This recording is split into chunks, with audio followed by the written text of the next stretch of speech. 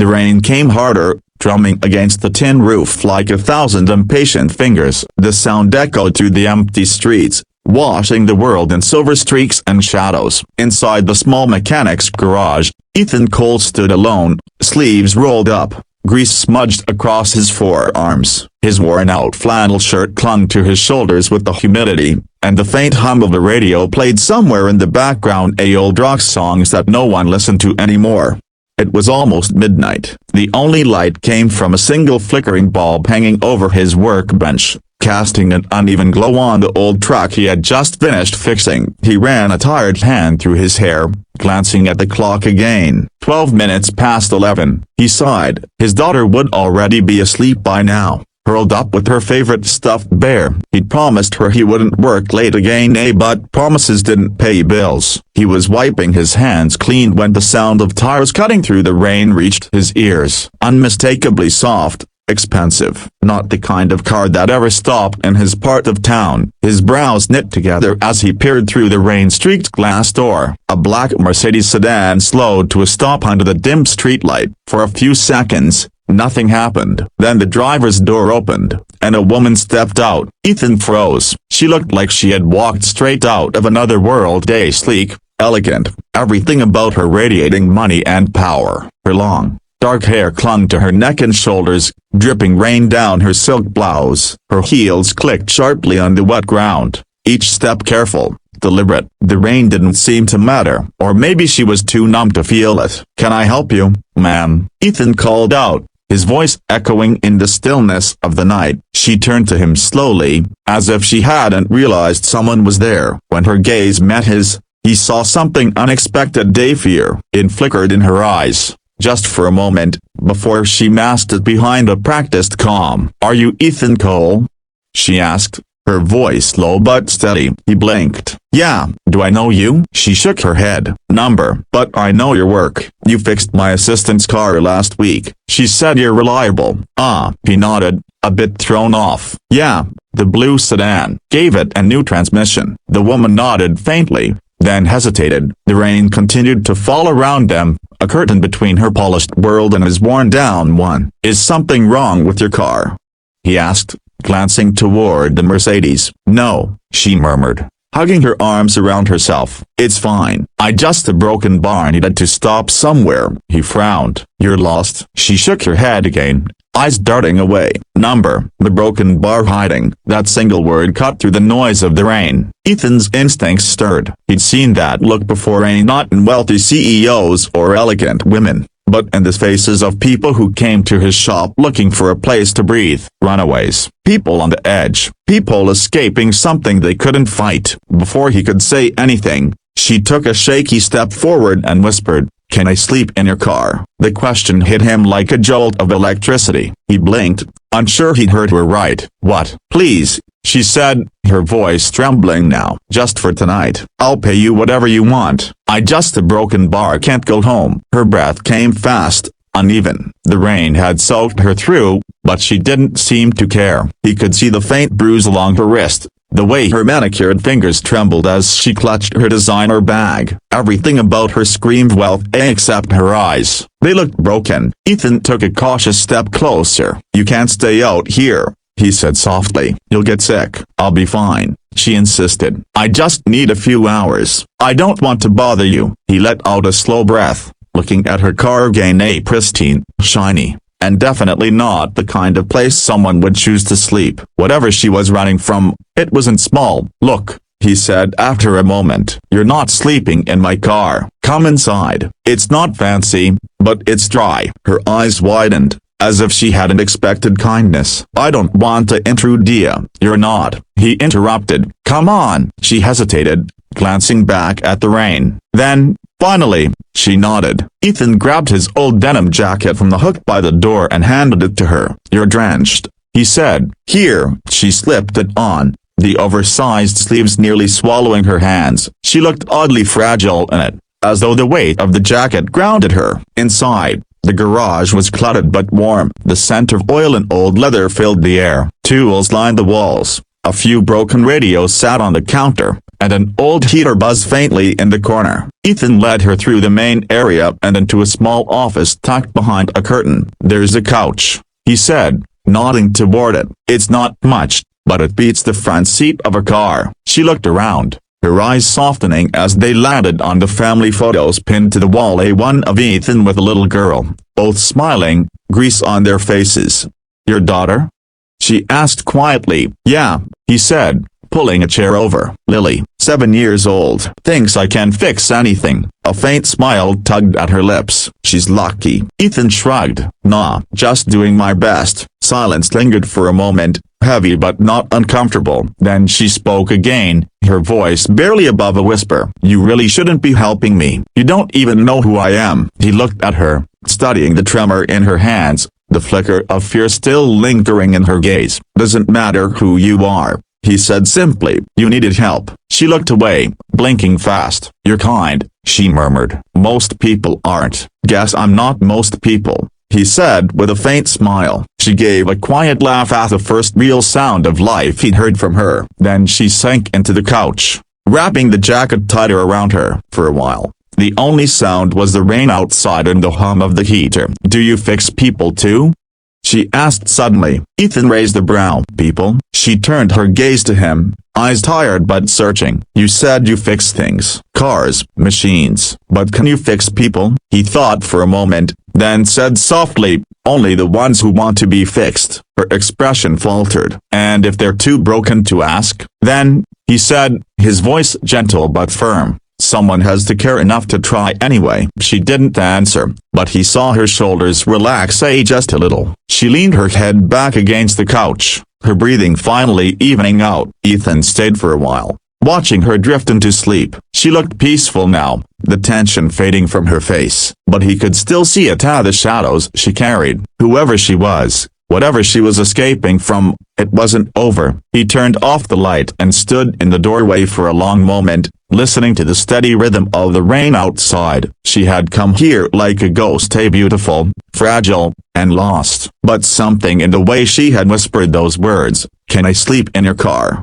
had struck a chord deep inside him. Because years ago, after his wife left him, he had whispered almost the same words to himself, just needing a place, any place, to feel safe again. As he closed the door quietly, he knew one thing for sure. This woman's story had just begun, and whether he liked it or not, he was already part of it. Ethan couldn't take his eyes off her. The woman sitting at his cluttered work table that morning didn't look anything like the one who had stumbled into his garage the night before, trembling and soaked through. Now, she was calm, poised, every bit the kind of woman who commanded boardrooms and signed million-dollar deals. Her damp hair was neatly tied into a bun, her blouse buttoned, and she sipped coffee from a chipped mug as if it were the finest porcelain. For a moment, Ethan wondered if he dreamt it all at the rain, the fear in her eyes, the way her voice had broken when she whispered, "Can I sleep in your car?"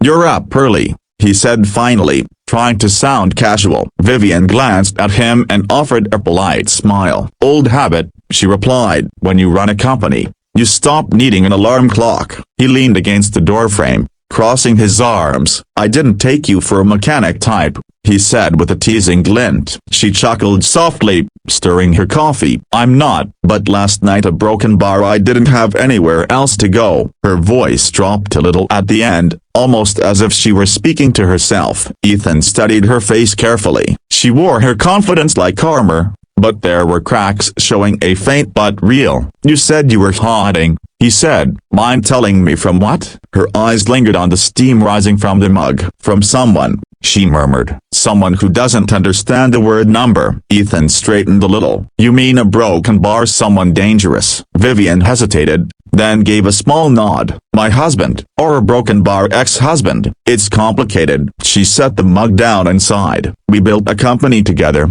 Heart Dynamics, but when I found out what he'd been doing at the backdoor deals, the lies, I tried to walk away." He didn't take it well. Ethan frowned. "So he's threatening you?" "Has a broken bar controlling," she admitted quietly. "He thinks I owe him everything, and when I told him I wanted out, he made sure I couldn't leave easily. My phone was tracked, my accounts frozen. He even sent men to follow me." She let out a shaky breath. "Last night, I panicked. I just drove. I didn't even realize where I was going until I saw the lights of your garage. Ethan felt a chill crawl up his spine. He'd seen desperate people before, but not like the same, not someone who had everything, or at least looked like she did. You should go to the police, he said. She gave a bitter laugh. I already did. Twice. He's powerful, Ethan. He knows people in every department. He made the reports disappear before they even got processed. He clenched his jaw, anger flaring inside him. That's not right. I know, she said simply. That's why I ran. Silence filled the room, heavy and taut. The distant sound of traffic drifted in through the rain-streaked window. Vivian rubbed her temples, exhaustion creeping into her voice. I'm sorry. I didn't mean to drag you into this. You didn't, Ethan said. You just showed up, needing a place to breathe. Everyone deserves that. She looked up at him then, really looked as if trying to decide whether he was real or just another mask. Why are you helping me? She asked softly. You don't know me. You don't owe me anything. He shrugged. You looked like someone who needed help. And maybe broken bar. He paused, searching for her words. Maybe I know what it's like to lose everything and still have to keep standing. Her gaze softened. Your wife, he gave a small nod. Yeah, she left when our daughter was 3. Said this life was too hard, too dirty, too small. Guess she wasn't wrong, but it's what I've got. Vivian tilted her head, studying him. You raised your daughter alone? Yeah, he said, smiling faintly. Lily's my whole world. Smart, stubborn, always asking questions I can't answer. She's lucky to have you, Vivian said, her voice warm now. Ethan gave a short laugh. You sound like you actually mean that. I do, she said quietly. I don't have anyone who'd say the same about me. For a moment, their eyes met, and something unspoken passed between them. Two people from different worlds, bound by the same loneliness neither had chosen. Then,